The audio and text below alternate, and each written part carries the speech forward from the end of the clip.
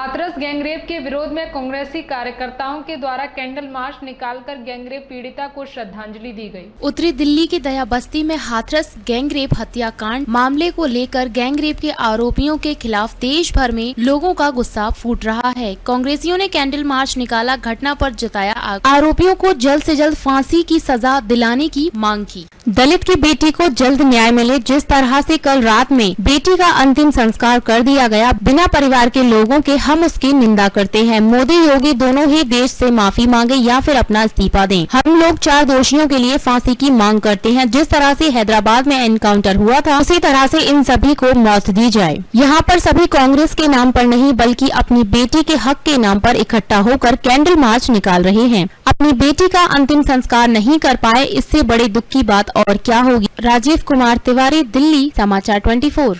क्या मांग करते हैं? हम लोग यही मांग करते हैं कि उस दलित की बेटी को तुरंत प्रभाव से न्याय मिले। जिस तरीके से कल रात को उसका अंतिम संस्कार कर दिया गया, पुलिस ने जाकर बिना उसके परिवारजनों के उसको जला दिया आधी रात को, हम उसकी निंदा करते हैं, घोर निंदा करते हैं। मोदी योगी की दोनों इस देश से माफी मांगे, उस बच्ची के परिवारजनों से माफी मांगे या फिर इस्तीफा दें। अगर वो इस पद को नहीं संभाल सकते, वो हम बहन बेटियों की इज्जत की रक्षा नहीं कर सकते, तो उन्हें इस पद पे बने रहने का कोई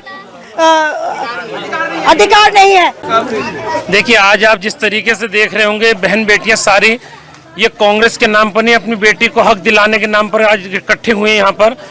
और पूरे देश के अंदर जो आज रोष है इस चीज का कि देश के प्रधानमंत्री, उत्तर प्रदेश के मुख्यमंत्री बहन बेटियों की इज्जत को हिफाजत से नहीं संभाल सकते, इसके लिए सारे देश के अंदर आज रोष है। और जिस तरीके से उस बेटी को, उसके साथ जो अपराध किया गया, अपराधियों ने, 4 अपराधियों ने उसकी कमर की हड्डी तोड़ी गई, उसकी जीभ काटी गई और उसके साथ जो बलात्कार जैसा घिनौना उन्होंने अपराध किया है, उसके बावजूद उनके माँ बाप तड़पते रहे और उनकी एक सुनवाई नहीं हुई। कल रात को भी सफदरजंग हॉस्पिटल के अंदर सभी कांग्रेसजन, हम लोग सब इकट्ठे थे, वो माँ बाप वहाँ बैठे तड़पते रहे और पता लगा कि उनकी बेटी को यूपी के हाथरस के अंदर भेज दिया गया। बाद में उन लोगों को भेजा गया, लेकिन बहुत ही ज्यादा ये एक अजीबोगरीब स्थिति उन माँ बाप के दिल से पूछे कि जो अपनी बेटी के अंतिम संस्कार में भी शामिल नहीं हो सके।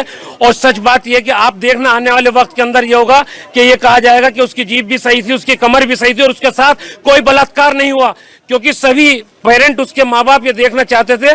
और जिस चीज का आप आने वाले वक्त में देखा ना कि इन सब चीजों को मना कर दिया जाएगा और माँ बाप के लिए इससे बड़ी दुखदायी कोई भी चीज नहीं हो सकती कि उनके बच्चे के साथ इतना बड़ा हादसा हुआ, उसके बाद में उस बच्चे को उनके हवाले नहीं किया गया, उसका अंतिम संस्कार जो हिंदू रीति रिवाज के हिसाब से होना चाहिए था वो नहीं हुआ। आज देखिए, पहले तो मैं आपको ये बता दूं कि किस तरीके से बीजेपी, नरेंद्र मोदी जी, योगी आदित्यनाथ जी और इनकी विचारधारा किस तरीके से दलितों के विरोध में है। रविदास मंदिर तोड़ा जाता है, वो बीजेपी के राज में तोड़ा जाता है।